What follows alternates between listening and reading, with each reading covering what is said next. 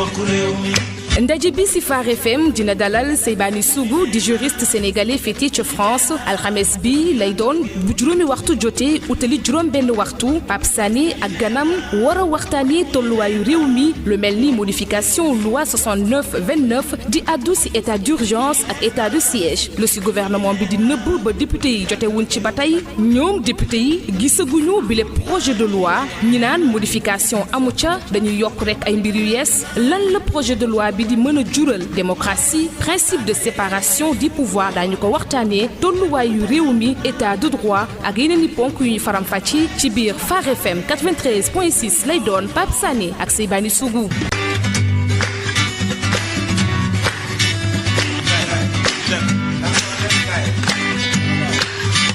ñu ni nee naa ñoo bokk réew mi. ñu ni nee naa nanu yaatal géew bi. ñu ni nee naa ñoo bokk réew mi. ñu ni nee naa nanu yaatal géew bi. Phare FM 93.6. asalaamaaleykum mbokk auditeur Phare FM yi ma am mbégte ni ñu koy defee alxames bu nekk bu juróomi waxtu jotee seen émission biñ naan ndaje bi di am mbégte tey di fi dalal ki ñu naan Seybani Sougou doon juriste su fële sa France ñu invité ko fii tey nag ñu war a ñëw am ak yow jotaay bi ko wundu mooy maanaam li ñu naan loi 69-29 du 29/04 1969 bokk ci loi bi nga xam ne moom moo jërmal réglé li ñu naan état d'urgence ak état de siège fii ci Sénégal. Seybani loi boobu dañu dégg keroog ca conseil des ministres ñi ne dañ koy modifier modification bi boobu ak léegi nit ñi toog di xaar projet de loi bi kenn gisagu ko nga dem fee ci pencum ndaw réew mi ñoom it gisaguñ ko ñuy laajte donc waaw ci réewum démocratie nan la lu mel noonu mën a amee mooy maanaam gouvernement bi jël dogal ne day modifier loi boobu ba tey jii askan bi xamaguñu modification li ci nekk assemblée bi député yi nga xam ne ñoo ko war a wote mënuñu la wax ni que loi bi modification bi lii ak lii def tey yow ban jàngat nga ci am. waaw maa ngi lay gërëm ci invitation bi di la sant di nuyu auditeurs yëpp di am mbégte tontu ci question bi nga ma posé waaw effectivement dëkk boo xam ne démocratie la ci yoon waruñu def ay projet de loi boo xam ne surtout bu concerné affaire état d'urgence nga xam ne day laal liberté nit yi mooy ñuy dox di dem di ñëw mais loolu normalement nit yëpp dañ ko war a yëg donc kooku maa ngi koy ñaawlu vraiment fu ñaawlu mën a toll parce que nekk na affaire boo xam ne dafa jéggi dayoo tegul ci yoon du yoon ndax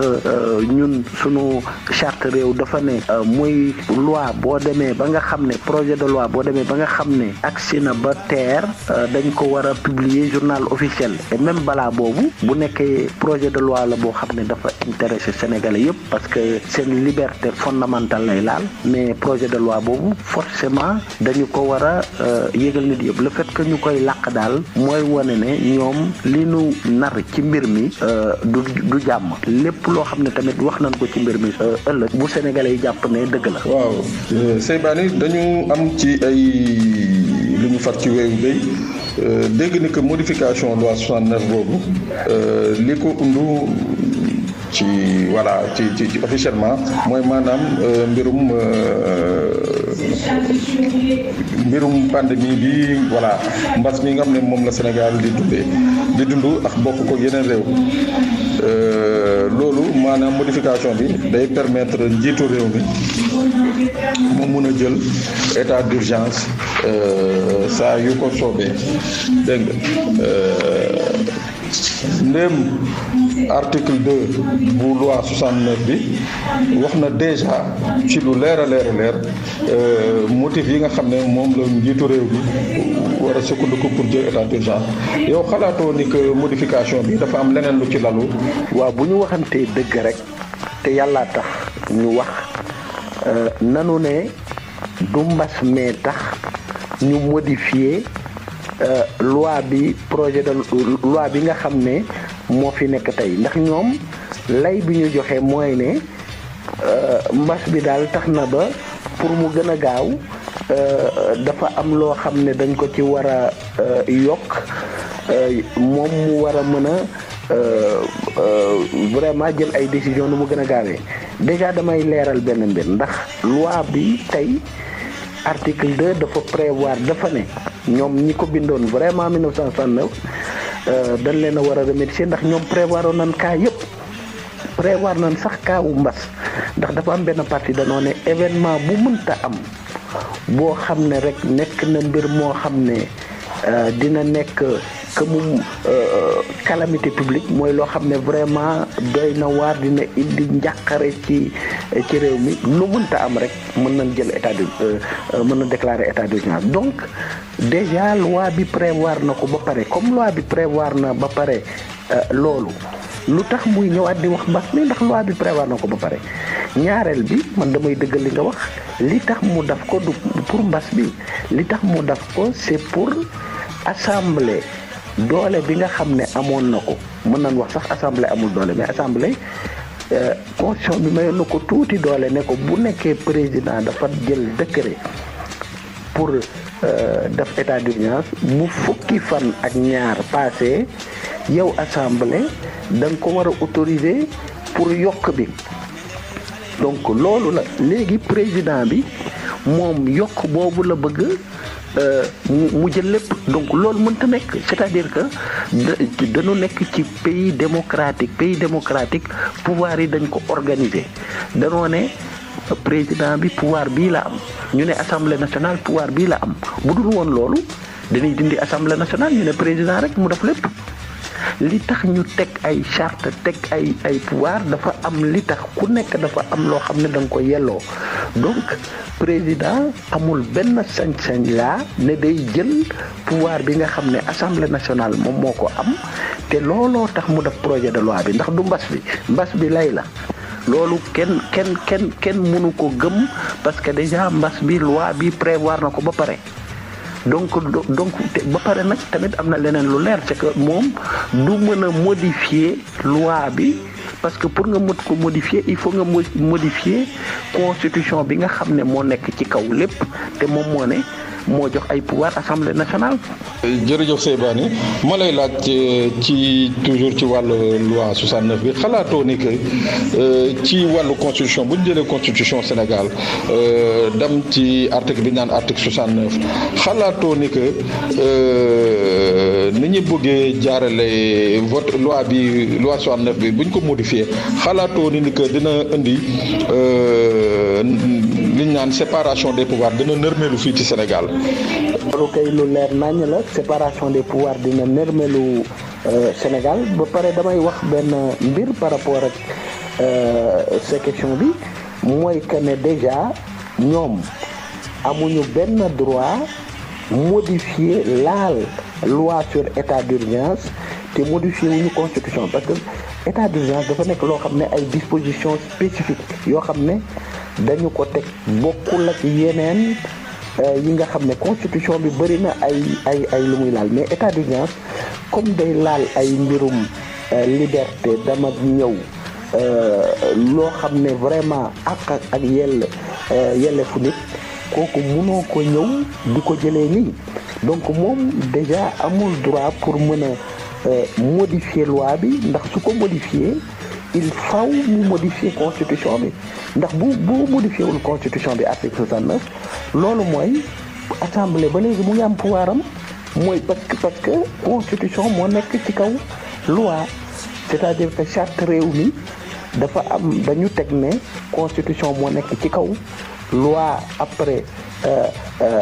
dana ñëw mais loi moo nekk ci suuf constitution te loi dafa war a méngoo constitution donc lii ñoom ñuy def nii déjà dafa jaarul yoon te mënta jaar yoon. bëggaat la laaj tamit ci li ni mel xalaatoo Seybani ni que loi bu projet de loi bi bu dee dafa jàll dana nërmel doole bi nga xam ne assemblée nationale amoon na ko mooy maanaam ci wàllu état d'urgence bi xam nga président moom lay décréter bu décréter ba pare pour yokk état d'urgence assemblée faw mu wax ci xalaatoo ni que loolu buñ ko votalee ni ko président bëggee day nërmelu doole assemblée. doole assemblée dana nërmelu bu baax a baax ndax assemblée nationale rôle am moom mooy contrôler dafa am waaw rôle am aussi loolu la di saytu te pouvoir yi ñu ko joxuñu ko rek nii dañu ko jox parce que moom daf fi war a nekkal askan bi donc président am na ay doole yoo xam ne constitution bi jox na ko ba pare mënu la jël doole boo xam ne constitution jox na ko keneen mënu la jël par exemple doole boo xam ne jox nañ ko justice ndax séparation des pouvoirs dafa leer dafa ne ñett ñi ku ci nekk am nga sa pouvoir moom mooy président bi moom mooy parlement bi moom mooy justice bi ku ci nekk am nga sa pouvoir boo xam ne yow charte réew mi moo la ko jox donc moom amula sañ-sañ daf ko déjà mbir mi même bu nekkee dafa nar a nërmel assemblée nationale ñun li ñu war a xeex mooy que ne loi bi dafa warul a jàll ndax loi bi méngoowul ak charte réew mi. waaw ñu amaat beneen seetlu bi nga xam ne dañ ko seetlu fii ci Sénégal président Macky Sall ba mu toogee ba léegi depuis 2012 lépp la nga xam ne dafa yitteel réew mi mooy yi nga xam ne dañ ko war a toog pencoo ko waxtaanee ko balaa ñu koy yóbbu fële pencum ndaw réew mooy assemblée moom loi yi ni men da koy gaaw a gaaw profité yóbbu ko assemblée ñu voté ko procédure d'urgence bokk na ci lii di acte 3 de la décentralisation bokk na ci lii nga xam ne mooy la loi sur le parrainage ak yeneen ak yeneen tey ñi bëgg ci teg loi bi nga xam ne mooy modifier projet de loi bi moo bëgg modifier la loi 69-29 lan moo nekk ci gannaaw lii wàññi démocratie bu wàññi la wala jéem a teg nit ñi fitna wala teg nit ñi doole. ku gis Macky Sall ni muy doxalee ba mu ñëwee nekk ci kaw réew mi 2012 ba léegi ñëpp gis na ne doxalam àndul ak leer lépp loo xam ne moom daf koy def rek am na lépp loo xam ne daf ko sumb di ko xalaat muy mbirum politique moom lépp loo xam ne def na ko rek pour mën a dooleel pouvoiram bi nga xam ne moom la yor nekku fi pour dooleel askan bi te normalement képp koo xam ne dañ la fal da nga fi war a nekk pour dooleel askan bi aar askan bi dimbali askan bi waaye Macky Sall seetlu nañ ne ba mu fi nekkee ba léegi te effectivement wax nga ko ay loi yu bëri yu muy jël naam lu ci bëri sax daf koy làq wala day def procédure d'urgence moom mooy damay bàyyi ba nga xam ne mbir mi li ci def tuuti moo ci des ma yëgal ko député yi comme ça ma voté ko ci lu mu gën a gaawee donc loolu nekk na ay loo xam ne dafa doy waar loo xam ne ñaaw na trop parce que démocratie dafa ànd ak waxtaan dafa ànd ak effectivement diisoo te Macky nekkul ci diisoo nekkul ci waxtaan lépp loo xam ne def na ko rek moom intérêt la koy def te projet de loi bi moo koy wone ndax projet de loi bi nekkul intérêt askan bi moom li tax mu def ko c'est pour dooleel du pour mbas mi intéressé wu ko ndax mbas bi déjà boo koy xool fii ba fi mbas mi amee mais kan moo ko tere jël ay décision jël na décision yëpp yi mu bëggoon a jël donc tey bu ñu layal naan dama bëgg a gën a gaaw la bëgg a gën a gaaw ci lan pour lan mënu la gën a gaaw li mu def fii ci mbas bi loi yi mu jaar yëpp jaaral na ko jël na fi ay ordonnance ak lu nekk donc non lay bi mënta jàll moom daal vraiment nekk na koo xam ne décevoir na Sénégalais yu bëri parce que li ñu doon xaar ci moom bu mu ñëwee ci kaw réew mi gis nañ ne beneen melokaan la am boo xam ne méngoowul ak li réew mi doon xaar ci moom. fàttaleku ni que yàgg nga di joxe sa xalaat saa soo déggee wala nga gis ni que nguur gi mu ngi bëgg a wàcc yoon joxe nga ci xalaat ñi ci fàttaliku yi ci gën a siiw bokk nga ci nekk nga ki nga xam ne yaa fi fësaloon mbirum décret yi nga xam ne président da koy jël te duñ ko publier journal officiel ni ko yoon waxee bokk na encore ci li nga xam ne mooy décret honoraria bu caisse conseil économique social et environnemental bokk nga ci nga xam ne ñoo ko fësaloon wax njumte yi nga xam ne gouvernement bi def na ko ci mais ñi may laajte rëkk-rëkk yooyu ñuy seetlu ci doxalinu réew mi surtout ca kaw a kaw a kaw ñàkk xam réew la ñàkk xam réew nu muy doxee ñàkk xam république nu muy doxee la wala benn genre maa tey rek la ñu ñi nekk ci kaw di doxal yow lan moo ci sa jàngat. waaw bu njëkk bi dinaa ne maa tey la ndax koo xam ne dañ la fal nga nekk fi war fi nekkal askan bi nga ñëw ne man buur laa lu ma neex laay def loolu jikko maa tey la te dafa nekk jikko boo xam ne du jikko bu responsable ndax njiit buñ la fi tegee dafa am benn melokaan boo war a am te melokaan boobu Macky yoru ko moom li ñuy wane mooy man ngeen fi teg lu ma neex laay def est-ce que jaar na yoon wala jaarul yoon maa am doole man daal doole laay jaay kooku mooy bu njëkk bi. bu ñaareel bi yaakaar naa ne ci lu bëri aussi ci décret yeeg waaye yi muy jël ci bëri boo koy xool ñi ko koy toggal di ko koy defaral mën na ne d'une certaine manière ay cuune lan dans le sens pas que ne jànguñu waaye li nga xam ne dañ ko war a toog di ko étudier bu baax attentivement di ko xool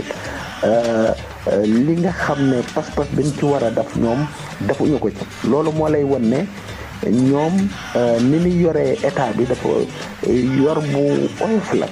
ndax ñoom xamuñu ne état dafa nekk loo xam ne lu sérieux la booy gérer état yor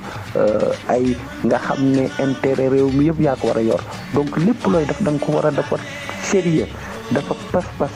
xool ko teg ko ci yoon waaye bu nekkee da ngay ñëw rek ne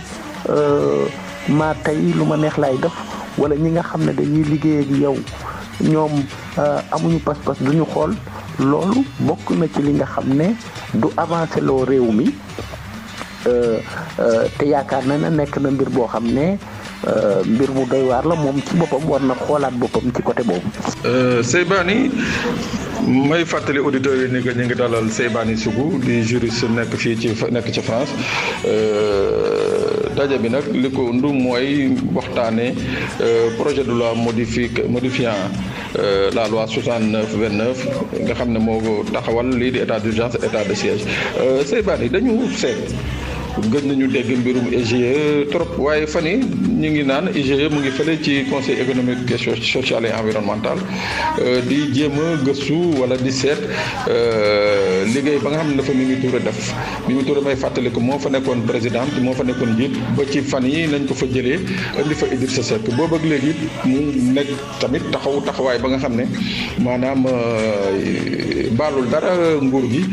lu mu xalaat ba ci troisième mandat sax wax na ci. tey bu ñu gisee IGE wàcc fa est-ce que du ñu am xalaat du ñu ñaaw njott ni que ñu ngi préparé benn genre bu mel ni caisse d'avance su ville de Dakar bi nga xam ne ci loolu nañu basé wu woon pour téye fi woon kii nga xam ne moo doon maire de la ville de Dakar di Khalifa Sall nekkoon opposant également au président Macky Sall. waaw mbirum IGE bi nga xam ne dañ ko yónnee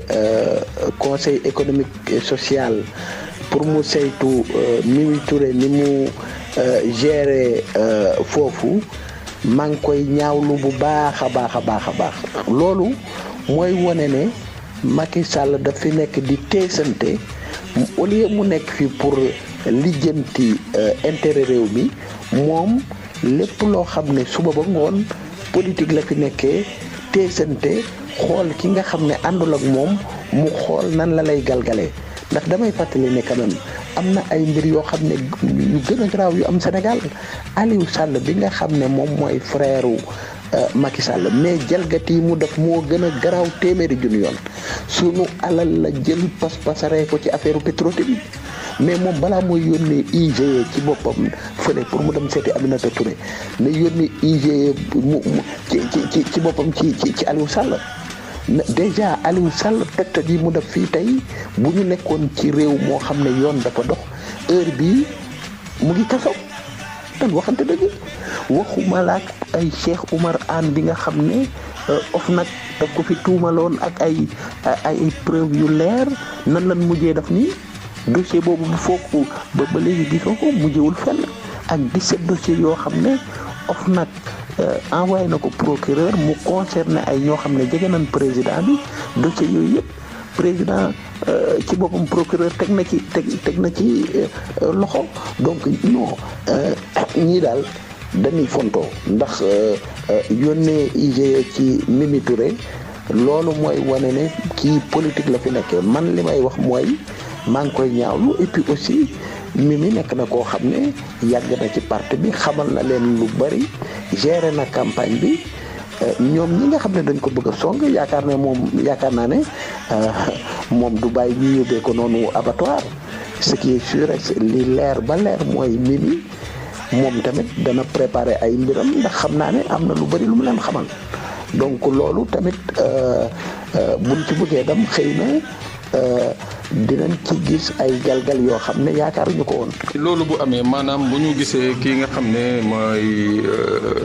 IGE bu ñu gisee ñi nga xam ne ñooy waa IGE gis leen fële ci conseil économique social et environnemental est-ce que du indi liñ naan benn pratique bi nga xam ne moom la ñuy wax mooy soit la justice des vainqueurs wala gouvernance de punition des adversaires politiques maanaam képp ku la koo àndul rek wala képp ku àndul ak yow rek foog nga jëm ko faagaagal wala teg yoon ci kawam est-ce que loolu taxawaayu IGE bi ñu dégg fële ca conseil économique social et environnemental est-ce que loolu mënuñu ko xalaat même su dee IGE voilà corps de contrôle la ba nga xam ne war na saa su nekk jóg dem saytu lii nga xam ne ñoom lañ teg ko comporte ci dëkk bi moom la ñuy liggéey. taxawaayu IGE conseil économique et social maa ngi koy ñaawlu bu baax waaye damay fàttaleek rek ne IGE dafa nekk institution boo xam ne pratiquement président moom moo koy jox ay directives bokkul par exemple ak OFNAC bi nga xam ne moom citoyen mën na ñëw gis dara dam boole wala moom mu saisir boppam bu gisee ne am na foo xam ne yaakaar na ne ñu ngi luubal alal IGE moom bu jógee rek président moo ko jox ordre de mission donc ñooñu dañu war a xoolaat bu baax seen doxalin dañu war a réformer waat institution bi ndax président daf leen di utiliser nu mu neexee saa yu gisee kenn koo xam ne daal am na ak moom problème wala àndul ak moom rek mu ne xaaral mu envoyé ko IGE pour ñu mën ko soit créer des fois sosal wala yokk donc dafa nekk affaire boo xam ne dafa ñaaw trop ci démocratie sénégalaise nekk loo xam ne Macky Sall daf ko bëgg a def léegi comme pratique boo xam ne dafa normal koo xam ne yow képp koo xam ne àndul ak yow rek nga ne il faut nga faagagal ko il faut nga tere il faut mu jaar mu dem ak yow élection moom nekk na koo xam ne ni mu ñëwee ci réew mi ak démocratie mu ngi faagaagal démocratie mu ngi suufel démocratie sénégalaise te ni muy utiliser IGE yi moo koy wane. encore moom benn laaj bi nga xam ne Sénégal yu bëri dañ koy laaj gëj nañu fi dégg rapport IGE bu président déclassifié bu weesoo xawma ba mu toogee mooy rapport bi nga xam ne mooy Fesman bi ba bii ci rapport bi nga xam ne sax moo téye lu Khalifa Sall kaso ba tey ji kenn déclassifié wu ko tey est-ce que jotul tamit assemblée ñu jéem a évoluer ut ay proposition de loi yoo xam ne daañu ko teg ci table bi forcé ba nga xam ne corps de contrôle yu mel ni IGE ki OFNAC et consort seen rapport yi vraiment di am mujjuteef quoi maanaam bu ñu liggéey ba pare yoon mun a jël rapport yooyu def ci lim ci war a def parce que dafa mel ni loolu ñàkk mujj rapport yooyu jur na lu bëri li nga xam ne mooy ger gi ak luubal gi nekk ci dëkk bi. li nga wax am na solo trop ndax effectivement ay institution yu mel ne IGE yu mel ne OFNAC waaye yu mel ne ARMP bu ñu demee ay corps de contrôle bu ñu demee ba nga xam ne gis nañ ne am na ay luubal ci alalu réew mi wala yenn ñaawteef yi ñu def ay rapport te rapport yi du mujj fenn mais kooku dafa jéggi dayoo te dafa doy waar te sénégalais yi seen bopp mënuñu ko rafetlu kenn mënu ko rafetlu donc li nga wax nii am na solo man yaakaar naa ne nag bu nekkee ci assemblée rek lañ jaar voté ay loi ci sama gis-gis du sori ndax tey boo koy xool loi yi ñu am yu bëri pratiquement du ma ne mot na mais presque loi yi niñ ko tëddee ci yoon bu nekkee appliqué nañ ko kon heure bii ñu luubaloon ñu bëri pratiquement tëdd nañ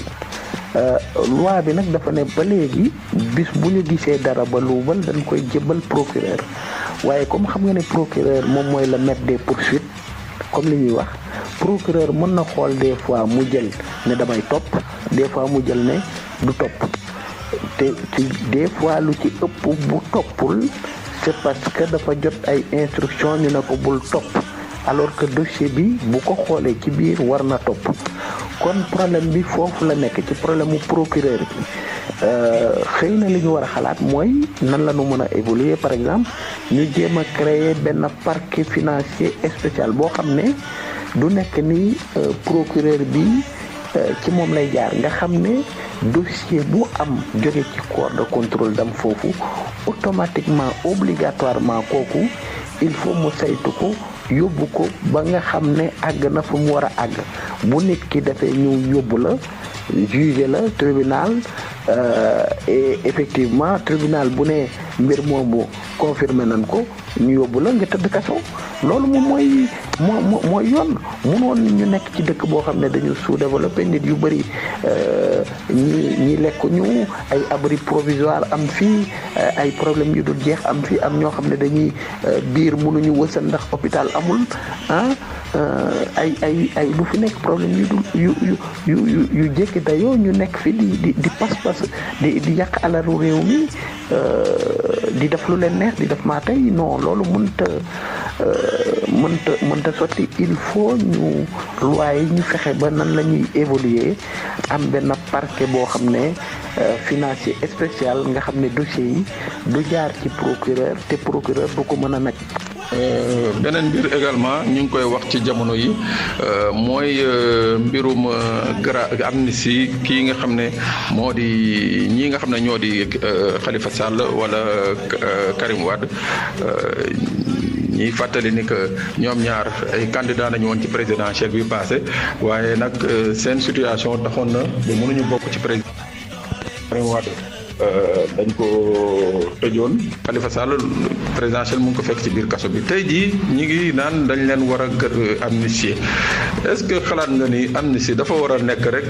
benn mbir bi nga xam ne voilà politiciens yi saa yu la neexee dañ koy jël rek régler ci seen compte régler ci seen diir bu ñu xoolee ñetti loi d'amnistie yi ñu fi gis Sénégal mooy bu 76 bi moo doon mbirum Senghor bi ak ñoom Mamadou Dia bu 91 bi mooy bi nga xam ne moom la Abdou Diouf jëloon jël ko amnistie yi nga xam ne nii mooy affaire problème yi ci xewoon Casamance ak 2005 bi nga xam ne mooy loi Ezzan bi nga xam ne moom la Wade jëloon daal di amnistie crime yi nga xam ne moo couvrir woon jamono yi nga xam ne moom la nekkoon ci opposition bi tey jii buñ naree jël ay amnistie loi d'amnistie ci diggante pour ñoom Karim Wade et consort xalaatoo ni que loolu pour masquer mbir la parce que daañ ci boole leneen lu ci bokkul ci loi d'amnistie bi. waaw c'est vrai que fan yëpp ñu ngi wax mbirum amnistie Khalifa ak Karim waaye man bokk naa ci ñi nga xam ne xëy na de dama juum de waaye pour l'instant de amnistie boobu ñuy wax gëmuma ko parce que ku xool Macky ni mu doxalee ci élection yi la passé ku xool ni mu écarté Khalifa Sall ak Karim ku xool ni mu ragalee jàkkaarloog ñooñu du kooku tey mooy ñëw di mën a sumb lu nekk ci mbirum amnistie man donc pour l'instant gëmaguma ko en tout cas danaa xool ba xaar ndax loolu am na waaye ci mbirum amnistie effectivement d'accord naag yow ci benn point amnistie warul nekk loo xam ne dañuy ñëw rek ne bu amee ay affaires yu garaaw yoo xam ne dafa par exemple nit boo xam ne da nga luubal wala nit boo xam ne vraiment réew mi da nga def yoo xam ne ay lu garaaw la pour par rapport ak ay intérêt loolu effectivement nanguma ñu ñëw rek daf amnistie ndax amnistie day niroog combine waaye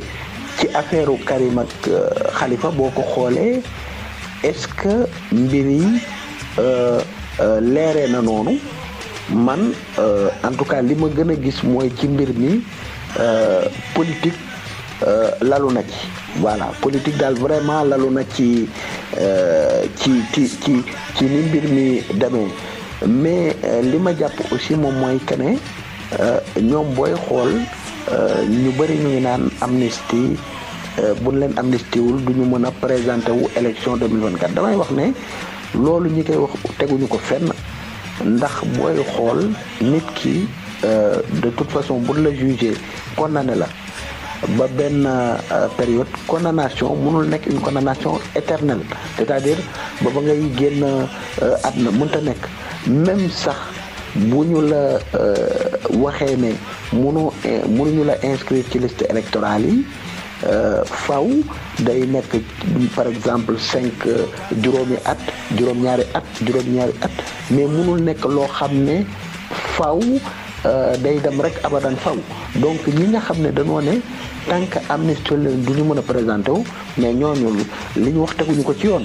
ndax lu leer ba leer mooy boo xoolee 2024 par exemple Khalifa dana mën a présenté wu ñoom li ñuy wax ni ci yoon may na ko mu présenté wu xëy na dinañ ci gën a duggaat leeralal parce que dafa nekk mbir moo xam ne mbir mu technique la am aussi ay mbirum droit dinañ ko gën a xamee yaatal ci benn waxtaan waaye dara mënul tere ci mbirum yoon Khalifa Sall présenté wu 2024. Seybani may lay laaj ci wàllu état de droit tey si sa xalaat yow nga xam ne sa xel dafa màcc ci mbirum yoon bokk nga xalaat ak ñii naan droit maanaam yoon dafa nërmeelu fii ci dëkk bi wala lan aussi nga xalaat ni que buñ ko defee li nga xam ne mooy yoon dana delluwaat place am parce que sénégalais yu bëri jaaxle nañu vraiment ci nii exécutif mooy président de la République ni mu amee doole ci lii di assemblée nationale ak pouvoir judiciaire. waaw may dëggal rek li nga wax par rapport ak question bi nga ma posé li wóor ba wóor mooy yoon dafa nërmelu bu baax a baax Sénégal démocratie Sénégal dafa dellu ginnaaw bu jéggi dayoo ba fi Macky nekkee ba léegi ku xool wax dëgg te yàlla tax nga wax nga ne Sénégal dafa dellu ginnaaw ndax gis nañ ne quand même amoon na ay jéego yoo xam ne amoon nañ ko fii ci Abdou Diouf ba mu ñëwee multipartisme intégral gis nañ Ablaye Wade ba mu ñëwee fii ni mu ubbee rajo yi ak presse privée gis nañ naam ne ñoom xëy na sax daan na am ay yenn acte yoo xam ne daan nañ ko def yoo xam ne méngoowul ak démocratie waaye munoo benn yoon comparé Abdou Diouf Abdoulaye Wade ak Macky Sall dafa nekk nit koo xam ne dafa gëmul yoon xamul yoon xam nga nit ki nga xam ne moo nekk ci kaw réew bu nekkee yow sa bopp gëmoo yoon xamoo yoon te lépp da nga ko teg ci doole mais déjà boo ko xoolee yow ni ngay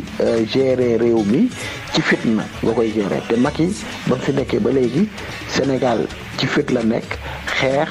politique kaso dam police loolu rek ngay dégg fitna ci fitna la ñu nekk te loolu boo koy xool tax na ba ñi nga xam ne sénégalais yu bëri mere nañ ko ba fu mere toll xëy na nit yi moom gis na ne nit yi génnuñu forcément mu yaakaar ne parce que nit yi génnuñu nit yi amuñu lu ñu wax mais nit yi ñu ngi garder ci seen biir xol ab mer boo xam ne bis bu génnee yaakaar naa ne du baax ci moom waaw li ko mën a changer nag moom mooy que ne justice am doole naam sax constitution bi jox na nee na juge yi article 90 nee na juge yi ñoom am nan war nan mën a juger te que par rapport seen conscience mooy kenn mënu leen dicter ñoom li ñuy juger constitution bi lépp li nga xam ne rek ci ay en matière de droit war nga ko jox par exemple justice jox na ko xëy na nag booy xool dans la réalité justice bi ci boppam amul pouvoir parce que booy xool dëggam dem nan ba song le président de l'union des magistrats ki nga xam ne moom mooy leen di représenter moo lay won ne doole bi nga xam ne moom la président am fii ci réew mi dafa ëpp dafa jéggi dayoo donc loolu tamit war na nekk une réflexion boo xam ne war nañ ko def pour xëy na comment faire en sorte que ñu mën a wàññi doole président bi nga xam ne vraiment dafa ëpp te dooleem ëpp na ëpp boo xam ne day dem ba nga xam ne sax pratiquement day suul yeneen pouvoir yi muy assemblée nationale muy pouvoir judiciaire te loolu du yoon donc war nañ vraiment xool xëy na ci at yi di ñëw peut-être aussi élection bi di ñëw nan la ñuy mën a fexe ba réfléchir xool nan la ñuy mën a réformer ba président yenn doole yi mu bañ ko am président par exemple bi nga xam ne tey dafa bëgg a ñëw ne day modifier projet de loi bi moom mais yoon may ko doole moo ko bu nekkoon réew mu mel ne France wala États-Unis mais président bu ko bëgg a def mën na la sax fii ngay jóge nga perte sa mandat ndax doo ko sañ a def doo ko xalaat waaye président bu nekk Sénégal mooy am sañ-sañu ñëw jalgati yoon ne man am naa police am naa armée ku génn lu ma neex laay def ku génn ma yóbbu la kaso donc loolu mooy nekk loo xam ne dafa ñaaw il faut aussi ñu xool nan la ñuy mën a éduquer suñu armée ak suñu police pour ñu xam ne am na yenn yoo xam ne bu la ko président defaree mais am nga droit ne ordre illégal la du ma ko def waaw yooyu tamit nekk na yoo xam ne il faut vraiment ñu xool réfléchir ci pour mën a vraiment que démocratie gën a mën a sax et que ki nga xam ne moom fii la nekk mu mën a nekk fii pour askan bi pour intérêt askan bi. si benn suuf dafa am laaj bu ñu fi tab si benn auditeur ku yónnee di laajte donc seetlu nañu ni que jamono yi ñu bëri ñi nga xam ne dañ jege woon président Macky Sall ku mel ne Aly Ngouille Ndiaye Amadou Ba Mimi Touré ak Mouhamadou Matar Cissé dañ leen génne ci gouvernement bi ci jamono jooju ñuy gis ku mel ni Idrissa Seck Oumar Sarr ak ñeneen ñi nga xam ne ay opposant nañu woon ñëw dugg si waaw ci yow mii nga xam ne yaa ngi saytu saa su nekk di am seetlu ci politique Sénégal ban jàngat nga ñu ci mën a defal ak loolu lan la mën a jur voilà ci fonctionnement wu démocratie sénégalaise. déjà il faut ñu ñaawlu bu baax a baax pratique u Macky Sall bi nga xam ne moom xool na ne képp koo xam ne àndoog moom rek soit mu ne xaaral mu indi la ci wetam ci transhumance wala soit mu ne xaaral mu topp la pour jéem la buntu xatal wala mu tëj la kaso donc sama jàngat ci ni mu indee ay ñoom Oumar Sarr ak Idrissa Seck mbir mi loolu la c'est-à-dire que ñoom dañu considérer que ne Sénégal gâteau la boo xam ne dañ koy partager seen biir ñu jël pouvoir bi jël alalu réew mi seen biir su ko defee ñoom askan bi seen yoon nekku ci jafe-jafe yi nga xam ne askan bi moom lay dund ñoom kooku taxu leen a jóg li leen tax a jóg moom mooy seen intérêt bopp donc moo tax mu jël Idrissa Seck teg ko fi mu ko teg moo tax mu jël aussi Oumar Sarr donc loolu daal moo lay wan ne kii li ko tax a jóg du pour régler affaire askan bi. beneen analyse bi mooy le fait que mu teggi ñi nga xam ne ñoo àndoon ak moom démb mooy Aly Ngouille Ndiaye ay Amadou Ba ak Mimi Touré moo lay wan ne Macky Sall du nit koo xam ne dafa gore ndax ñooñu ba démb day démb ñoo àndoon ak moom xeex ak moom ba jël nguur bi tey mu jël parce que intérêt boppam nekkatu ci mu ne xaaral ma teggi leen wala mu yaakaar ne xëy na ñooñu am na ñoo xam ne am nañu ci ambition pour 2024 ñu ne xaaral mu écarter leen ki nga xam ne mooy Mimi Touré par exemple mu wax ci 3e mandat bi mu teggi ko donc moom lépp loo xam ne daf koy def rek Macky dafa ko ngir lenn lu dul nan lay mën a fexee ba dooleel nguuram nan lay mën a fexee ba conserver pouvoir moom bu ko jaralee sax mu teggi koo xam ne àndoon ak moom dana ko def gis nga li mu def ab Alioune Badara Cissé bi nga xam ne moo ko xeexaloon bindal ko teg sa APR yi tey teggi na ko fële donc moom Macky Sall faalewul kenn lu dul bakkanam ak intérêt personnel. laaj bu mujj bi Seybani ñu ci bëri ci ñi nga xam ne ñooy sénégalais yi di lire li ngay bind saa su nekk dañu jàpp ne xëy na benn opposant nga bu toog fële Paris lu président bind rek wala wax nga xajamal ko doo ñu jàngatal tuuti yow sa taxawaay tey mooy lan taxawaayu politique la wala taxawaayu sentinelle la wala taxawaayu lan moo tax saa su nekk boo gisee jafe-jafe wala nga sentir ne que lii bokkul ci état de droit da nga ciy génn di wax nga xamal Sénégalais yi sa taxawaay boobu lan moo ko indi. waaw dinaa kontaan trop ci tontu ci question bi nga ma posé nii sama taxawaay lenn rek moo ko indi mooy taxawaayu sentinelle li tax taxawaayu sentinelle ndax yàlla dafa def ne ma nekk Sénégal jàngee fa yàlla may ma ñëw bitim réew fii eggali sama jàng France ba ma paree sama jàng yàlla may ma aussi opportunité mu mën a toog ci réew bi donc ba ma toogee ci réew mi di liggéey fii ci France ma ne comme Sénégal am na loo xam ne daf na ko ci man muy éducation doon na baax ma xool ci li ma jàng fii ci lu baax nan laa koy mën a fexe aussi ba réew mi nga xam ne fa laa jógee ma mën leen ko jottali pour lépp pour ñu gën a defar bu baax pour réew mi mën a jëm kanam loolu daal mooy sama taxawaay nit yi nag mën nañ gis ne effectivement ànduma ak Macky wala opposant Macky Sall la mais man ci ay principe lay doxee principe yoon principe droit c'est-à-dire que li ma gis yëpp di ko wax boo leen seetloo li may joxoñ baaraam yëpp dafa nekk loo xam ne am na su ma waxee ne décret yi du ko jaarale yoon gis ngeen ne du ko jaarale yoon yu bëri yoo xam ne dama koy wax fii que mu nekk ci ay ni muy luubalee alalu réew mi wala ni muy nërmalee démocratie bi wala ni muy nërmalee yoon lenn rek mooy sama motivation fexe ba Sénégal li may gis muy dox fii ci France wala ci yeneen réew mi bu doon sama sago réew mi nga xam ne fa laa juddoo aussi ñu toll fa même bu nekkee doole yi du benn au moins ñu essayer donc loolu daal moo doon sama taxawaay muy taxawaay bu sax te ma bëgg vraiment yéene naa bu ma yàlla may kàttan may ma doole ma continuer ci combat boobu pour mu combat démocratique pour réew mi mën a jëm kanam ka yoon yi mën a que lépp loo xam ne dañ koy teg mu nekk ci ay charte yu leer mu nekk yoon loolu daal moom mooy sama pas-pas. maa lay jaajëfal Seybani Sougou. maa ngi lay gërëm bu baax di gërëm ci invitation bi vraiment di rafetlu seen liggéey ndax am na solo ndax seen liggéey aussi tax na ba ñun ñi nekk bitim réew sunu kàddu waa Sénégal di ko mën a dégg donc vraiment di ñaan yàlla na seen liggéey sax te jëm kanam. et di remercier auditeurs yi nga xam ne yëpp dañu déglu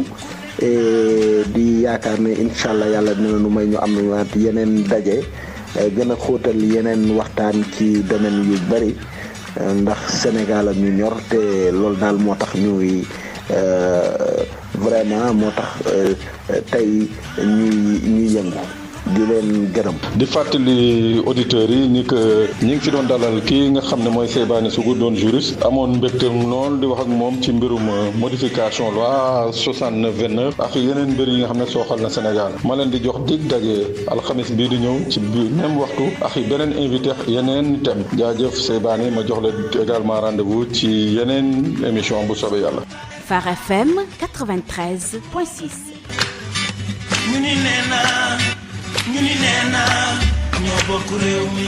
ndaje bi ci Phare FM dina dalal Seybani Sougou di juriste sénégalais féetee ca France alxames bi lay doon bu juróomi waxtu jotee utali juróom benn waxtu Pape Sané ak ganam war a waxtaanee tolluwaayu réew mi lu mel ni modification loi 69/29 di addu ci état d'urgence ak état de siège lu ci gouvernement bi di nëbb ba député yi jotewuñ ci ba tey ñoom député yi gisaguñu bile projet de loi ñi naan modification amu ca dañuy yokk rek ay mbir yu yees lan la projet de loi bi bi di mën a jural démocratie principe de séparation du pouvoir daañu ko waxtaanee tolluwaayu réew mi état de droit ak yeneen i ponk yu ñu faram-fàcce ci biir Phare FM 93.6 lay doon Pape Sané ak Seybani Sougou.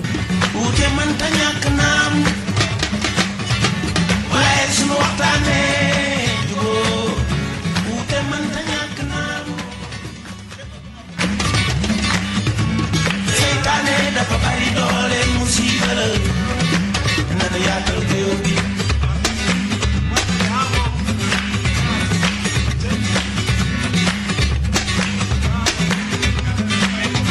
li xew Casamance neexuma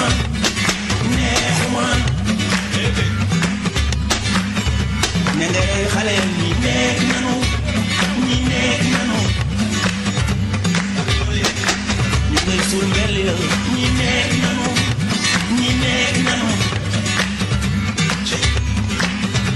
ñu ngay gental dëkk nekk nanu woo sama xeet gaa ñaa ngi xëccoo réew mi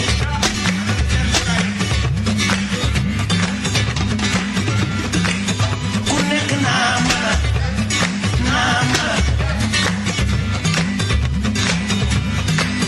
ku nekk naa mën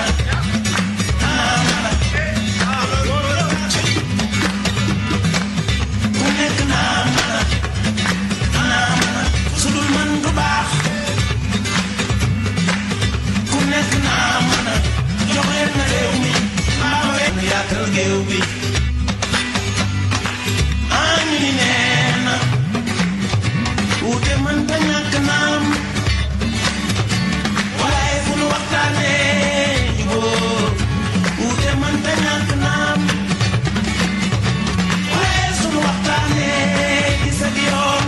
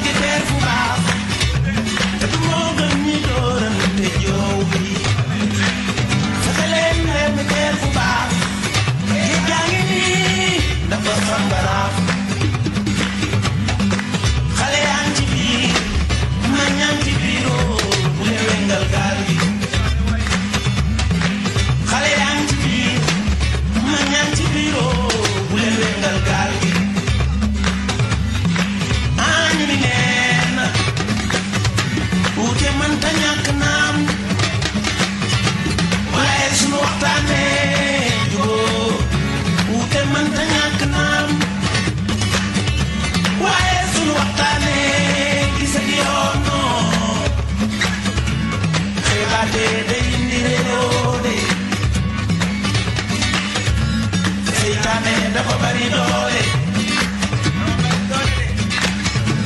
xeebaate day indi réeroo seytaane dafa bari doole musiba la nanu yaatal géew bi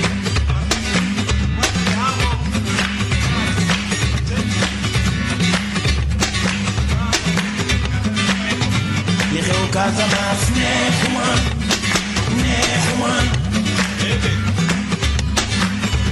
ne ngay xale ñi nekk nanu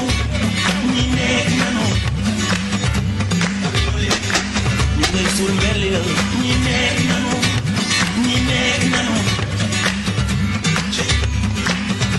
ñu ngay gental dëkk nekk nanu woo sama xeet gaa ñaa ngi xëccoo réew mi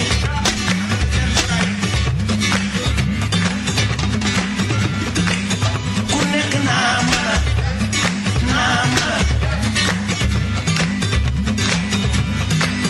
ku nekk naa